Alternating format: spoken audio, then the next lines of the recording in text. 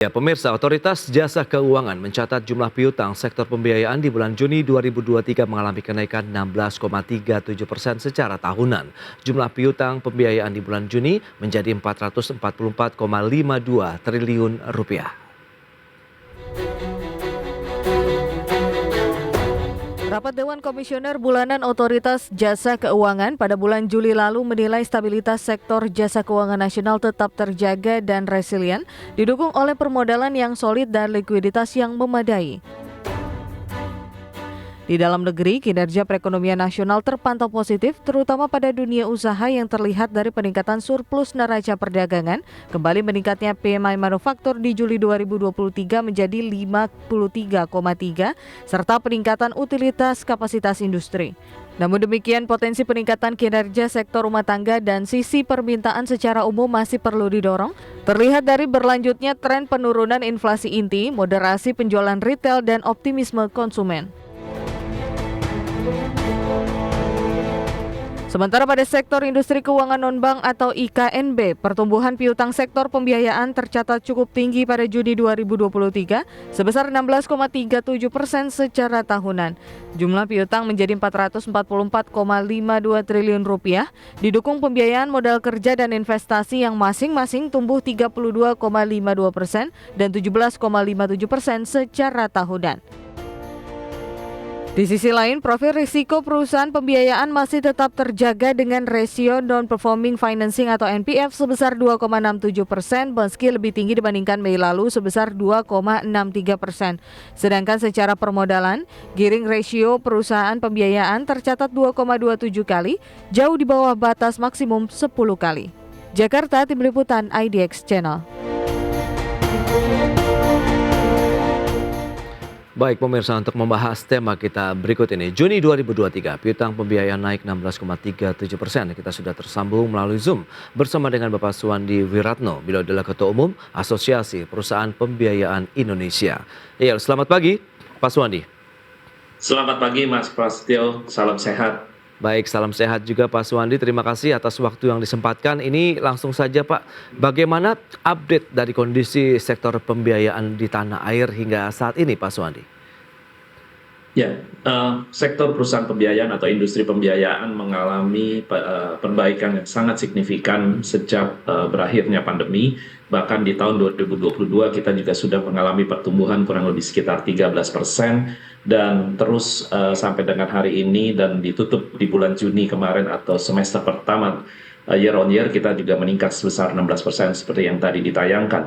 Dan tentunya ini merupakan suatu berita yang sangat positif dan berita yang sangat gembira bahwa perusahaan pembiayaan dengan cepat bisa kembali tumbuh setelah mengalami penurunan atau kontraksi di tahun 2020 minus 18%, di 2021 masih minus 1,2%. Nah, penyebab daripada pertumbuhan ini tentu kita bisa menyadari bahwa pada saat pandemi terjadi COVID-19 masuk ke Indonesia pada bulan Maret tahun 2020, pada bulan September tahun 2020 ternyata harga komoditi mengalami peningkatan yang luar biasa dan Indonesia sangat diuntungkan dengan kekayaan sumber daya alamnya. Dengan demikian terjadi pertumbuhan yang sangat signifikan dari pembiayaan investasi maupun modal kerja, di mana investasi terhadap pergantian alat berat untuk bagaimana para pengusaha-pengusaha dan penambang baik kontraktor untuk meningkatkan produksi memerlukan alat-alat berat sejak tahun 2020 September sampai dengan hari ini. Itu yang kira-kira terjadi pertumbuhan yang sangat luar biasa di pembiayaan investasi dan modal kerja. Baik, berarti posisi di 44,52 triliun begitu ya, 16,37%. Ini bagaimana kalau dibandingkan dengan Mei 2023 kemarin kan pertumbuhannya 16,38% Pak Suwandi? Betul, pertumbuhan tersebut tentu banyak didorong oleh kinerja dari pembiayaan investasi dan modal kerja. Namun demikian pembiayaan multiguna yang juga banyak didorong oleh sektor otomotif itu juga mengalami pertumbuhan yang sudah kembali kepada double digit yang tadinya sangat perlahan beranjak dari pertumbuhan kembali ke arah yang positif, tentu dengan bantuan dari pemerintah, di mana pada saat-saat pandemi, pemerintah mengeluarkan stimulus di mana PPNBM bisa sampai dengan 0% dan lain-lainnya, terus meningkatkan bagaimana buying power terus meningkat, dan kita melihat pertumbuhan ekonomi Indonesia juga mengalami pertumbuhan yang sangat baik, dan Oke. sehingga buying power atau meningkat, dan sudah lama saya yakin masyarakat Indonesia atau penduduk Indonesia menginginkan untuk mengganti kendaraan yang selama 3 tahun terhenti untuk tidak bisa mengganti kendaraan yang sudah cukup tua atau lebih dari 5 tahun. Nah, inilah yang merupakan potensi pertumbuhan perusahaan pembiayaan dari semua sektor kegiatan kami, yaitu pembiayaan investasi, modal kerja maupun multiguna, Pak Mas Oke, Prasetyo. tapi ini sesuai dengan harapan tidak sih, dengan keinginan dari teman-teman asosiasi begitu terkait dengan laju pertumbuhan pembiayaannya sendiri ini? Oh ya, tentu ini merupakan satu harapan yang sudah cukup lama kami menunggu-nunggu, artinya bahwa kita bisa melihat bahwa pada tahun 2020 restrukturisasi dan rescheduling perusahaan pembiayaan meningkat Oke. tajam, dan bahkan sampai lebih dari 200 triliun portofolio kami restru dan rescheduling. Namun juga kami mengalami suatu bantuan daripada OJK, yang dimana OJK menerbitkan POJK restrukturisasi, membuat kami lebih rileks atau relaksasi yang diberikan di dalam restrukturisasi dan rescheduling tersebut membuat para customer kita yang mengalami kesulitan di dalam membayar cicilannya dengan jumlah yang harus dibayarkan, dan kami bisa menurunkan pembayaran mereka dan melakukan restrukturisasi Mhm. tersebut. Secara nyata program restrukturisasi ini mencatat dan membuat menorehkan hasil yang luar biasa, sehingga para debitur-debiturnya tidak harus berakhir dengan kredit macet, tetapi kembali menjadi kredit yang performing, Hmm. dan hasilnya bisa kita lihat dari laba yang dicapai oleh perusahaan pembiayaan maupun non performing financing yang sangat baik. Bahkan kalau kita lihat di bulan Agustus tahun 2020 pernah non performing financing kita mencapai 4,01% dan terus menurun, dan bahkan di bulan-bulan April Maret adalah yang terbaik di sekitar 2,37%. Memang Oke. saat ini sudah sedikit terjadi peningkatan, dan ini kami melihat masih satu fenomena yang masih bisa di dalam batas toleransi di sekitar 2,6% atau Oke. 2,67% di bulan Juni tahun 2023 ini. Berarti dari sisi sektor usaha begitu Pak, yang menopang dari kenaikan piutang pembiayaan ini mana saja?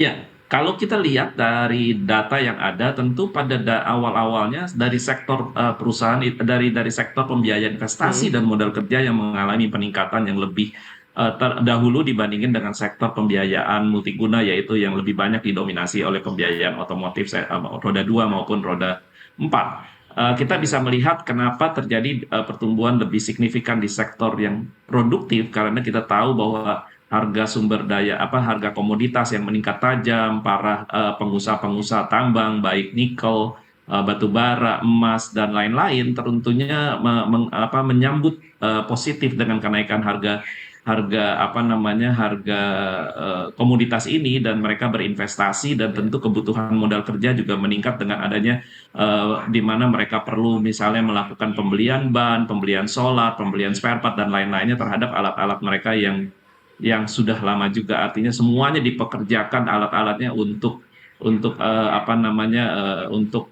menambang. Nah, inilah yang Oke. tentunya menjadi sektor yang paling utama peningkatan di awal daripada industri Hmm. pembiayaan, dan saat ini pembiayaan otomotif juga sudah terjadi peningkatan yang cukup signifikan. Nah, mudah-mudahan ketiga sektor kegiatan kami bisa berkontribusi semakin baik di masa yang akan datang. Itu dia juga disampaikan data OJK bahwa memang pembiayaan ini didukung dari sisi modal kerja ya, yang tumbuh sekitar 32,52% secara tahunan. Nah, memang hilirisasi nampaknya juga menjadi berkah tersendiri dengan banyaknya aktivitas pertambangan, kemudian kebutuhan alat-alat transportasi, kemudian alat-alat berat ini menjadi salah satu juga penopang Pak untuk penyaluran pembiayaan di sektor ini. Betul sekali Mas Prasetyo, artinya bahwa di tengah-tengah pada saat pandemi tentu yang paling meningkat adalah pembiayaan jangka pendek, yang kita ketahui adalah pembiayaan modal kerja.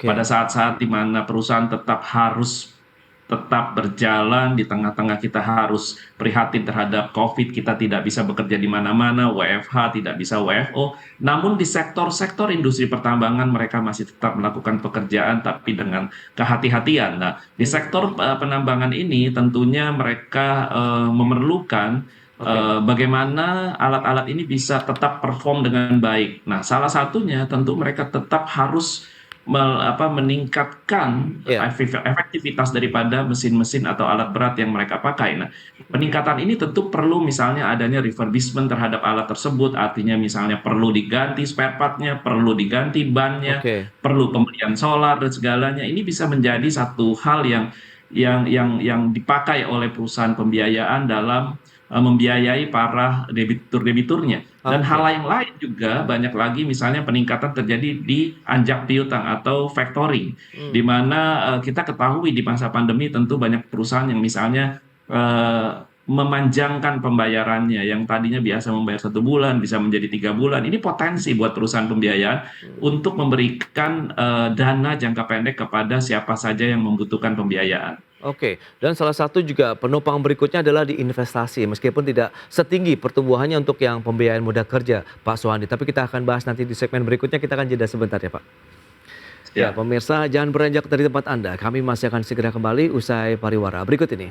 Baik, pemirsa, Anda masih menyaksikan Market Review dan berikut ini kami sampaikan sejumlah data terkait dengan beberapa aksi terkait dengan perlindungan konsumen yang sudah dilakukan oleh Otoritas Jasa Keuangan.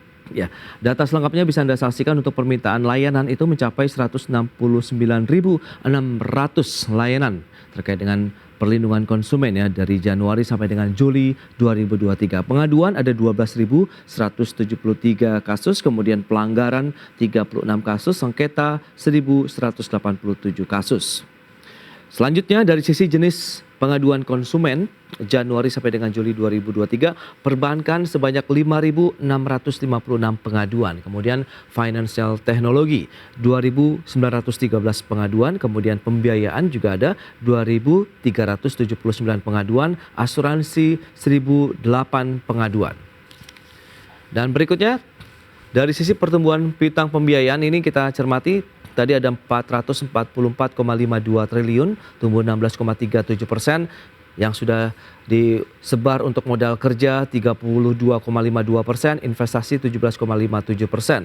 Sementara untuk rasio non-performing finance-nya di Juni 2023, kalau kita bandingkan dengan Mei 2023 tercatat 2,63%, sementara di Juni 2023 naik menjadi 2,67%.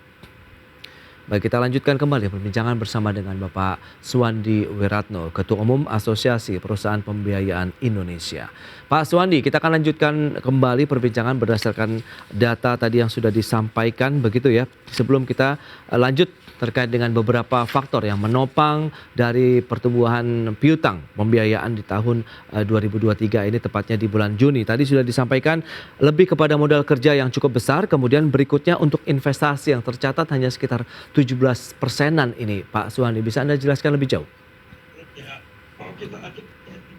Gimana Mas? Sorry Mas. Ya, terkait dengan beberapa faktor yang menopang dari sektor pembiayaan ini adalah tadi adalah kredit untuk atau pembiayaan modal kerja dan juga investasi. Kalau modal kerja tadi sudah kita ulas, untuk investasi ini kan hanya sekitar 17%-an. Nah, kenapa perbedaannya cukup jauh ini, Pak? Ya begini Mas, tentu yang namanya capex atau investasi di pembiayaan, misalnya alat berat terutama yang paling banyak didominasi untuk investasi. Alat berat ini kan juga tidak murah ya, artinya pasti pengusaha juga menimbang dan segalanya pada saat dari pandemi, terus bagaimana mereka sudah berinvestasi sebelum pandemi dan terus mereka juga perlu meningkatkan produksinya dan terus perlu membeli alat dan lain-lainnya. Tentu pada saat pembelian alat ini mereka akan melihat apakah kebutuhan akan penambahan alat baru ini diperlukan atau mereka hanya perlu melakukan refurbishment. Refurbishment itu adalah misalnya melakukan perbaikan-perbaikan sehingga tetap masih bisa produksi. Dan satu dan lain hal juga kita ketahui pada saat terjadinya pandemi, Ya. tentunya ini bisa terjadi disruption. Disruption artinya bukan hanya di kendaraan roda 4 maupun roda 2 di mana microchipsnya misalnya mengalami gangguan, juga sama di produksi alat berat ini sendiri perlu memerlukan waktu pada saat pemesanan terjadi. Itu ada yang di mana backlog artinya bahwa pengiriman alat berat itu dalam sisi produksinya memerlukan waktu yang sangat jangka panjang, belum lagi pengiriman dan lain-lainnya. Itu bisa memerlukan waktu 1 hingga 2 tahun, bahkan ada yang bahkan ada yang sampai menunggu lebih dari 1 tahun untuk sampai alat berat yang dipesannya datang. Nah, ini yang dimana pada saat datang baru pembiayaannya bisa terjadi atau terrealisasi. Sehingga kalau kita lihat walaupun pembiayaan naik dan 16,37%, ini sudah tumbuh dengan sangat signifikan dari sisi jumlah nominalnya. Kira-kira demikian Mas Prasetyo. Oke, itu dari sisi beberapa penopang ya untuk pembiayaan di Indonesia. Nah, lantas bagaimana dengan tadi penyaluran dana yang sampai 444,5 triliun rupiah ini untuk faktor risiko dari perusahaan pembiayaannya sendiri seperti apa? Karena NPF, non-performing finance yang sudah disampaikan juga oleh OJK itu di bulan Juni tercatat 2,67% ini. Kemudian dibandingkan dengan Mei 2023 2,63%. Apakah profil dari perusahaan pembiayaan ini untuk risikonya cenderung naik atau tinggi atau bagaimana nih Pak? Ya, kalau saya melihat bahwa profil resiko 2,67% itu masih dalam tahap toleransi yang baik, artinya bahwa masih di bawah 3% dan juga Oke. perlu diketahui ini non-performing financing gross. Iya. Non-performing financing gross itu bukan menjadi catatan di mana sebenarnya peraturan OJK adalah NPF netnya itu harus 5%, tidak boleh lebih dari 5%. Nah, sehingga kalau kita lihat NPF sekarang, NPF-nya perusahaan pembiayaan itu adalah 0,67% netnya. Oke. Dengan demikian kita memahami dan mengetahui bahwa perusahaan pembiayaan sudah mencadangkan terkait potensi kalau terjadi gagal bayar atau kredit macet. Nah, ini yang bisa kita ketahui bahwa masih kita bisa mengendalikan non-performing financing dan harapan saya tentunya di mana para perusahaan pembiayaan ini bisa menjaga kenaikan daripada NPF ini dan semoga NPF ini hanya sesaat di mana pada saat setelah Lebaran tentunya banyak para debitur-debiturnya mengalami gangguan pembayarannya, tentu harus segera melakukan restrukturisasi atau rescheduling. Dan hal lain juga kita ketahui beberapa waktu setelah Lebaran masih banyak liburan-liburan yang cukup panjang sehingga banyak dana yang terpakai oleh para debiturnya untuk terjadinya keterlambatan pembayaran. Tapi harapan kita tentunya NPF ini masih dalam tahap toleransi yang tidak perlu dikhawatirkan, Mas Prasetyo. Oke, untuk gearing ratio dari perusahaan pembiayaannya sendiri bagaimana Pak? Ini di bulan Juni itu 2,27 kali. Di bulan Mei 2,2 kali. Memang masih jauh di batas maksimumnya 10 kali ini. Tanggapan Anda? Ya, gearing ratio kami masih sangat rendah. Artinya potensi untuk kita tumbuh, potensi untuk kita terus meningkatkan sektor kredit pembiayaan ini baik di investasi modal kerja dan multiguna ini Ya. masih besar sekali. Artinya bahwa masih cukup ruang untuk kita tumbuh. Dan kita bisa melihat dukungan daripada perbankan masih terus mengalir kepada perusahaan pembiayaan karena tentu banyak rasio-rasionya yang sudah sangat baik dari sisi performance. Gearing ratio-nya masih 2, something dan ini masih dilihat sangat rendah oleh perbankan dan potensi untuk kami tumbuh masih bisa lebih baik. Dan kedua juga kami bisa menunjukkan bahwa Ya. BOPO rasio kami di kisaran 78%. Sini sudah menunjukkan kinerja yang luar biasa, belum lagi ROI dan ROO-nya juga menunjukkan angka-angka yang sangat baik sehingga perbankan sangat nyaman untuk menyalurkan pembiayaan kepada perusahaan pembiayaan yang ada di tanah air. Oke, berarti dari sisi kinerja masih cukup baik, kemudian persaingan usahanya juga cukup sehat begitu. Anda melihat apakah ini menjadi penanda bahwa tren dari penyaluran pembiayaan ini akan terus meningkat begitu sampai dengan akhir tahun, kemudian kinerjanya baik dari sisi NPF, gearing ratio juga masih akan terus terjaga, Pak Suwandi? Itu harapan kita tentunya Mas Prasetyo tentu, tapi kita juga menyadari bahwa pesta demokrasi di bulan Oktober akan segera dimulai dan tentunya semua perusahaan pembiayaan juga di dalam diskusinya yang ada kita harus meningkatkan kinerja kita ini sampai dengan Oktober dan semoga setelah bulan Oktober nanti tentu kita bisa kalau terjadi perlambatan Ya. semua performance kita bisa sudah dicapai sampai dengan Oktober mendatang. Oke, itu berarti target ya sampai dengan bulan Oktober untuk dikebut terus begitu Pak Suwandi. Nah, lantas bagaimana dengan tadi dari sisi perlindungan konsumen, ada jenis pengaduan konsumen juga yang disampaikan begitu Januari sampai dengan Juli. Dari pembiayaan ada 2.300-an pengaduan dan ini actionnya seperti apa ini Pak Suwandi? Ya, kalau kita bicara pengaduan konsumen 2.300-an dan dibandingkan dengan industri lain tentu yang mungkin tidak terlalu berbeda. Oke. Kita memahami pasti ada debitur-debitur yang misalnya kecewa ataupun kurang merasa dilayani dan lain-lain. Tapi perlu kita pilah-pilah juga. Yang mengadu ini apa pengaduannya? Kalau misalnya Oke. pengaduan terhadap debitur yang misalnya gagal bayar tapi merasa kecewa untuk dieksekusi, ini kan merupakan satu hal yang perlu kita pilah-pilah terhadap pengaduan ini. Dan pasti kita perhatikan tentunya terkait perlindungan konsumen menjadi satu hal yang paling utama dan OJK selalu menyampaikan kepada kita bahwa kita harus terus memperhatikan pelayanan kita kepada konsumen dan segalanya harus transparan, harus adil, harus reliable dan lain-lainnya. Dan dari jumlah 2.379 ini dibandingkan dengan lebih dari 20 juta customer kita yang saat ini aktif atau masih berjalan, tentu nilainya ini sangat kecil. Tapi tidak berarti tidak kita perhatikan. Artinya bahwa di industri sendiri saat ini sudah ada atau lembaga adjudikasi penyelesaian sengketa sektor jasa keuangan yang dibentuk melalui POJK dan OJK terus menghimbau kepada LAPSSJK untuk menangani setiap pengaduan-pengaduan dari seluruh sektor jasa keuangan. Artinya bahwa OJK sangat serius, OJK sangat memperhatikan terkait perlindungan konsumen dan memperhatikan semua keluhan-keluhan konsumen. Dan kami di asosiasi selalu menyampaikan kepada para pelaku industri, tolong diperhatikan bahwa selain daripada kita mau berbisnis, kita juga perlu memperhatikan sektor perlindungan konsumen dan pelayanan. Yes, itu dia yang utama. Karena kalau tidak ada konsumen juga kita tidak bisa melakukan aktivitas bisnis begitu Betul ya Pak sekali, Suwandi. Mas. Harapan terakhir Betul. Pak Suwandi terkait dengan sektor pembiayaan di Indonesia. Ya, harapan kita tentunya pertama saya mengucapkan terima kasih kepada seluruh debitur, seluruh customer dari perusahaan pembiayaan yang telah bertransaksi dengan perusahaan pembiayaan dan telah melakukan kewajibannya dengan baik dan benar. Inti daripada harapan saya adalah di mana kita mengalami satu masalah, berkomunikasilah. Berbicaralah dengan tempat Anda melakukan transaksi dengan perusahaan pembiayaan. Dan harapan tentu perusahaan pembiayaan dapat terus tumbuh menjadi salah satu kontributor buat pertumbuhan ekonomi di Indonesia.